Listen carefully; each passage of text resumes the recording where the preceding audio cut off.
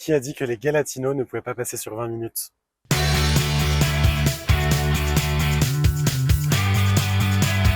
Je m'appelle Cholène, j'ai 31 ans, j'habite à Lyon et je cours beaucoup. Et 27 km.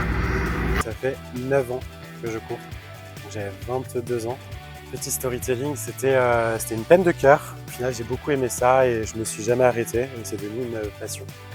Je cours beaucoup de semi-marathons et je monte sur les réseaux sociaux. Avant même de commencer à courir, j'étais sur les réseaux et j'ai toujours montré un peu ma vie.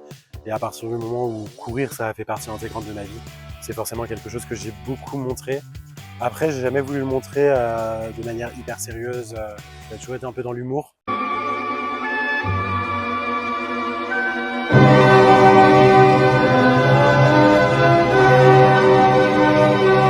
Ma routine là en ce moment, c'est de courir des semi-marathons pour tout et n'importe quoi. J'ai fait ça pour notamment l'épiphanie, pour des événements un peu plus glauques et pour des événements un peu plus triviaux. La petite histoire, c'est que le jour de l'épiphanie, quelqu'un m'a dit « Tu ne seras jamais capable de le courir pour la mort de Jean-Marie Le Pen ».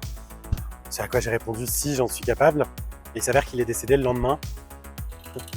Donc là, tout le monde m'a dit que j'avais plus le choix de le faire. Ça m'a fait rire de le faire.